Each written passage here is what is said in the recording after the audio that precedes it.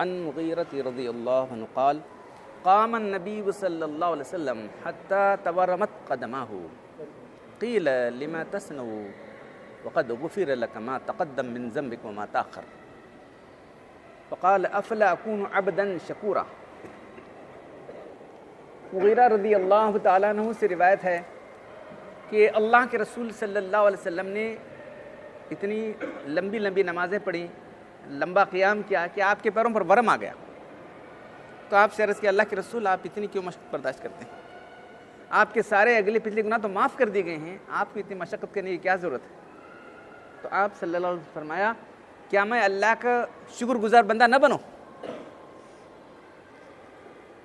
نبی سعید الخدری رضی اللہ عنہ قال قال رسول اللہ صلی اللہ علیہ وسلم ثلاثۃ یضحکم اللہ الیہم رجل قام باللیل ویصلی والقوم اذا قاموا فی الصف للصلاۃ والقوم اذا قاموا فی الصف للقتال العدو۔ ابو سعید خدری رضی اللہ تعالیٰ عنہ سے روایت ہے کہ اللہ کے رسول صلی اللہ علیہ وسلم نے ارشاد فرمایا کہ اللہ تبارک و تعالیٰ تین قسم کے آدمیوں پر ہنستے سے برات خوش ہوتے ہیں۔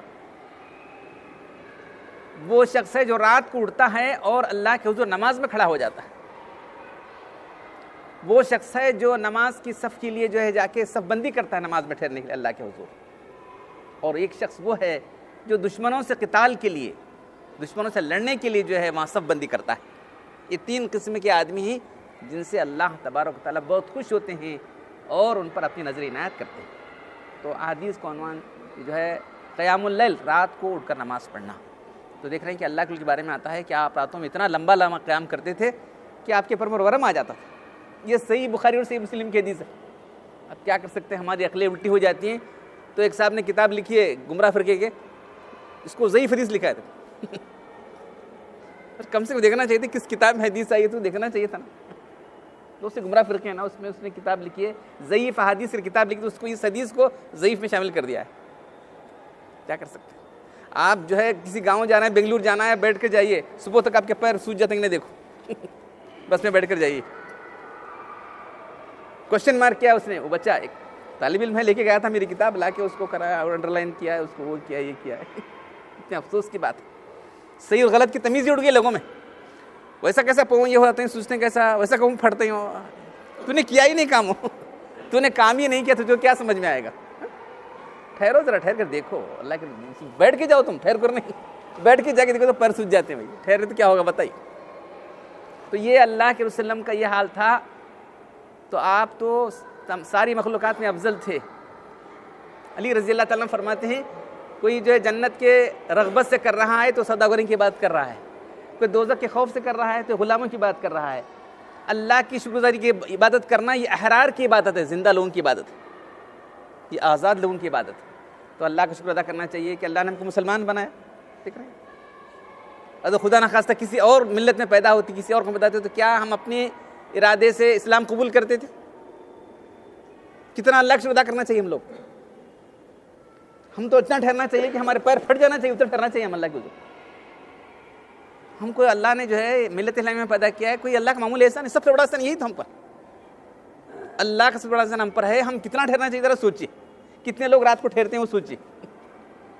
بہت بڑا احسان ہم پر ہے کہ اللہ نے ہم کو ملت اسلامیہ کے اندر اور محمد صلی اللہ علیہ وسلم کی امت میں پیدا کیا۔ اس سے بڑا اللہ کا احسان ہم پر کوئی اور نہیں ہو سکتا۔ کتنا بھی ہم اللہ کا شکر ادا کریں کم کریں۔ تو اللہ تعالیٰ کا وعدہ ہے کہ تم شکر کرو گے تو میں نعمتوں کو مزید دوں گا، ناشکری کرو تمہاری نعمت چھین لی جائے گی۔ اب کئی لوگ مرتد ہو رہے ہیں، معلوم نہیں آپ کو کہ گمراہ فرقوں کے لوگ کیا سب مرتد ہو چکے ہیں، عقیدے بگڑے ہوئے ہیں، ان کے افکار بگڑے ہوئے ہیں، ان کے اعمال بگڑے ہوئے ہیں، ایسی باتیں زبان سے جو کفر کی باتیں، یہ ناشکری کی وجہ سے۔ اس ملت کے اندر اللہ نے ہم کو پیدا کیا، ہم ناشکری کر رہے ہیں بہت سے لوگ، تو اللہ تعالیٰ دین چھین رہا ہے ان کا، یاد رکھو۔ تو اللہ کی ادا کرنا چاہیے، ڈرتے رہنا چاہیے اللہ سے کہ کہیں ہم سے جو ہے ناشکری ہو کہ اللہ تعالیٰ ہم سے نعمت چھین لے۔ سب سے بڑی نعمت اللہ کا دین ہے جو ہم کو ملا ہے، اسی پر ہماری نجات ہے، ہماری آخرت کی نجات اسی دین سے وابستہ ہے۔ ہمارا دین ایمان صحیح رہے گا ہم نجات پا جائیں گے، دین ایمان میں ہمارے گڑبڑ ہے ہم جو ہے ناکام ہو جائیں گے۔ اس کا شکر ادا کرنا چاہیے۔ اللہ تعالیٰ مجھے آپ سے لوگوں کو شکر گزاری کی توفیق عطا فرمائے.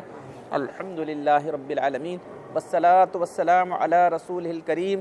ربنا آتنا فی الدنیا حسنۃ وفی الآخرۃ حسنۃ وقینا عذاب النار. ربنا ظلمنا انفسنا وان لم تغفر لنا وترحمنا لنكونن من الخاسرین. ان اللہ وملائکتہ یصلون علی النبی یا ایھا الذین آمنوا صلوا علیہ وسلموا تسلیما. صلی علی محمد. سبحان ربک رب العزة عما یصفون وسلام علی المرسلین والحمد للہ.